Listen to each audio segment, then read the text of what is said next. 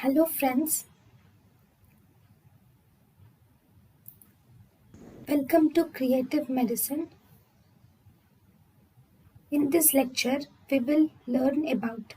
Hello friends, let us now learn some important points about developmental dysplasia of the hip or congenital dysplasia of the hip. Congenital dislocation of the hip. Okay, what is this developmental dysplasia of hip?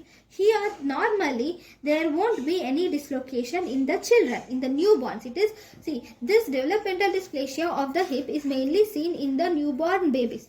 So when the newborn babies they come to in the newborn babies, just before or after the birth, the hip joint, actually if this is the acetabulum, the hip should be, this is how the femur should be like this, right? So but sometimes in some babies this femur will dislocate. Okay, if this femur will dislocate, like for example, if this is the if this is the pelvis, okay, this is the one. Here there is, see, this is the dislocated part. This is the normal hip, which is not dislocated. Okay, this is the hip. Okay, this is the normal one which is not dislocated. This is the dislocated hip. Now, why is there dislocation of the hip in newborns? This is because of some factors. One, it can be due to the ligament laxity. In the hip joint, there can be ligament laxity of hip capsule in the babies. Why? Because the mother will produce a hormone called as relaxin, which will cross the placenta and it will reach the fetus. In the fetus, when it reaches the joints of the fetus, this relaxin will cause relaxation. So definitely, so this relaxin will result in ligament laxity of the hip joint. When the ligaments which are surrounding the hip joint, when these ligaments become loose, laxity is becoming loose. When they become loose, the hip, the femoral head is not firmly attached, and as a result, because of loose ligaments, the head will easily come out. That is one reason. Second, it can be due to prenatal positioning. That means the way that they are positioned in the womb before the birth, those can also be predisposed to dislocation. That means, what does this mean? That means the lie of the fetus. For example, if the fetus is in breech position, okay, if the patient is in breech position, the child is delivered through breech position. So in the breech, the legs are the first, the hip joint, the buttocks are towards the first thing to come out through the breech delivery. So as a result, there will be more stress to the hip joint while delivery in breech delivery, and as a result, because of this stress, the ligaments may become loose, and as a result, the child may land up into developmental dysplasia of hip. Second, it can be due to postnatal positioning. In postnatal positioning, most of the Indian women have the habit of putting their babies around their waists in such a way that one of their leg is on the forward and one of their legs in the backward position. They will wrap the legs of the babies. Okay, they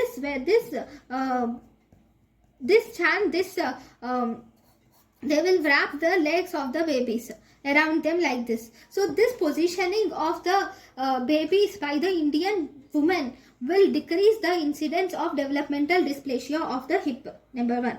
Next, the next position is, sometimes there can be primary acetabular dysplasia.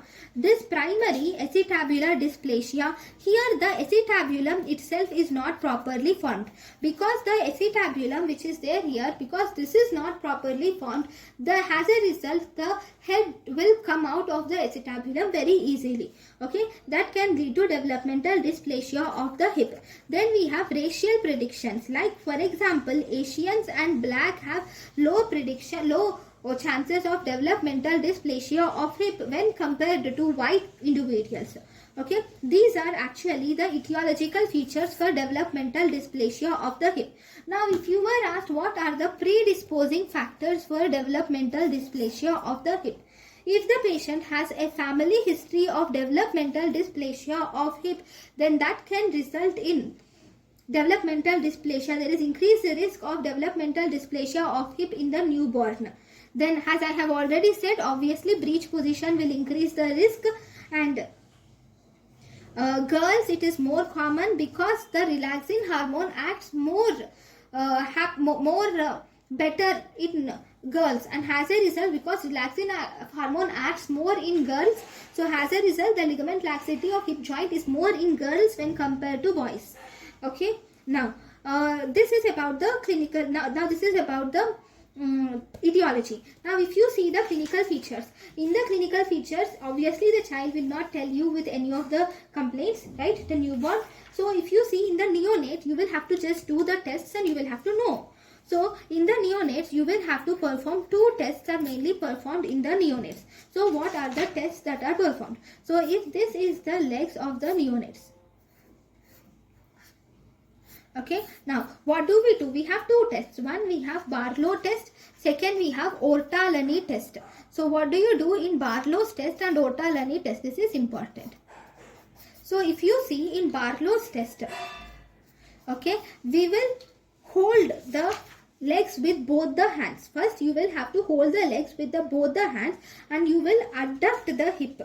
You will first adduct the hip and give a push in the backward direction like this. That means the direction of push will be like this and like this. You will adduct the leg, adduct the thigh. You will adduct the thigh and gently push the hips posteriorly. You will adduct the thigh and gently push the hips posteriorly. So in the Barlow's test, when you adduct and gently push the hips posteriorly, then in this the child will the hip when you adduct and push it posteriorly, this femoral head, which is actually in the acetabulum, will come out like this, because you are pushing it posteriorly on adduction. So as a result, the child will develop developmental dysplasia of hip. So if the child has the propensity to develop the developmental dysplasia of hip, the hip joint will be dislocated. So as a result, this is called as provocative test. That means when you hold the legs and if you do adduction and push it back, in such situations, whenever there is lax ligaments, the hip joint, the femoral head will come out of the acetabulum. So that is Barlow's test. Then we have Orta-Lani test. Orta-Lani test is mainly to reduce the you have first dislocated the hip in Barlow's test. Now in the Orta-Lani test, you will bring the femoral head back to its position.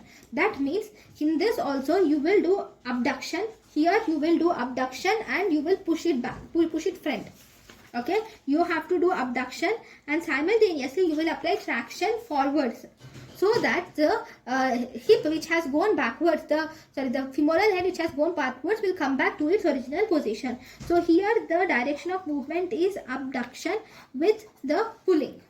Okay, here you are adducting with posteriorly pushing the hip backwards, whereas in Orta-Lani test you will abduct it with pulling the leg forwards, so that that is pulling it anteriorly, so that the head will come back to its original position. So these are the two tests which are done in neonates. We have one more test in neonates, that means you will ask the child to flex his knees.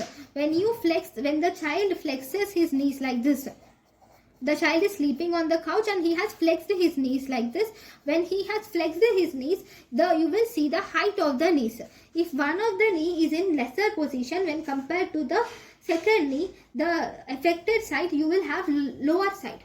See, if you ask the child to flex the knee and sleep, now you will draw a straight line. Okay, this is at the lower level. So this side the child has developmental dysplasia of hip.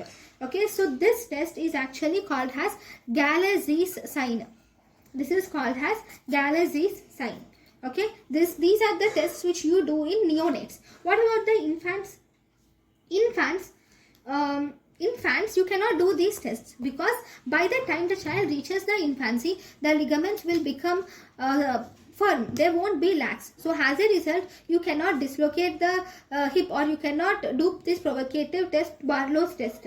So this is not done. So but then how are we going to test it? This Galazi sign is seen in infants also. In infants also you can see this Galazi sign.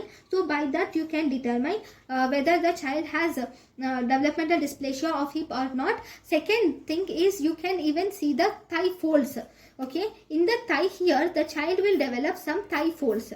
Okay, the infant child will have asymmetrical thigh folds. Normally the folds on both the sides should be same, but in infant, it's not neonate, it is in infant.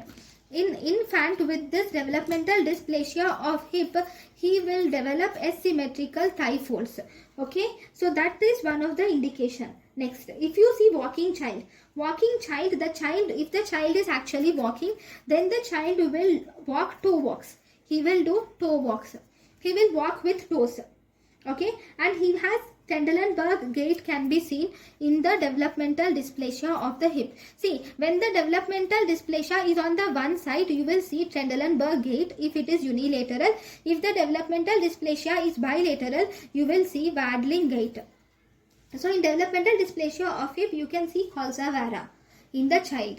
Okay, now then one more important thing here is the a child has come to you with these symptoms. What do? First, for the screening, first and foremost, when the child has come to you with Trendelenburg gait, toe walking, okay, excessive lordosis, in these features you will suspect developmental dysplasia of hip.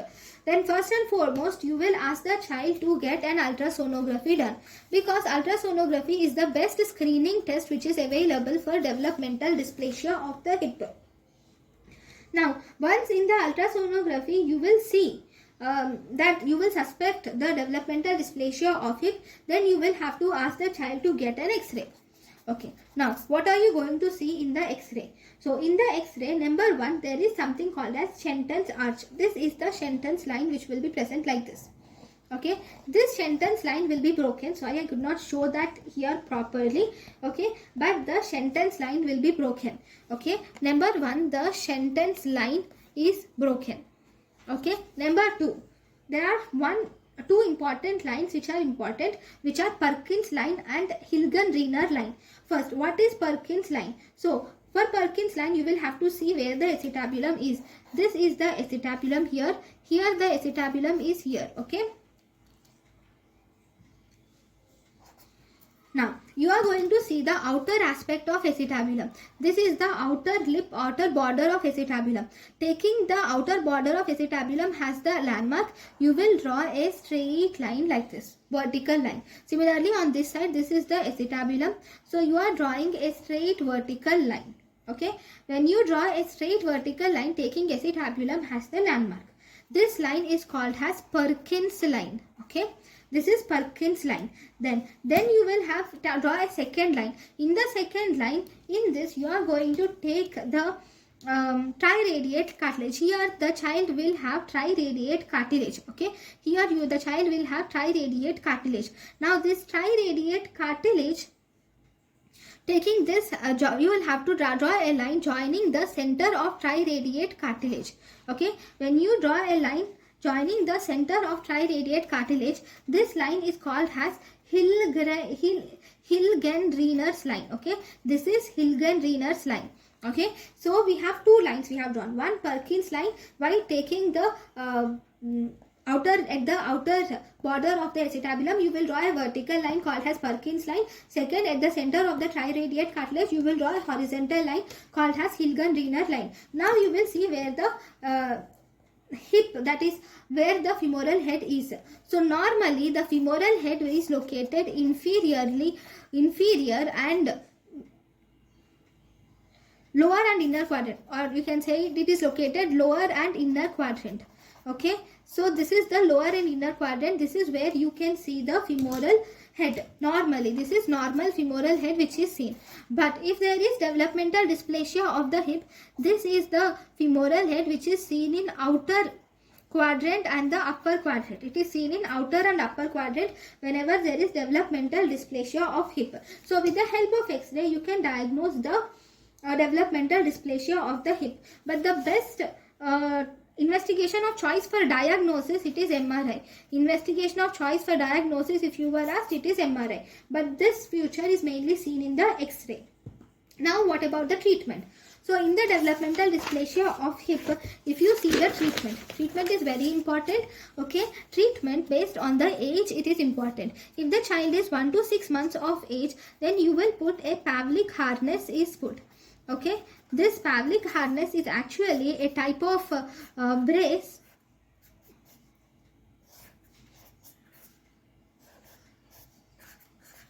Okay, which will actually hold the hip in place. Okay, so that it won't displace easily. It will be something like this.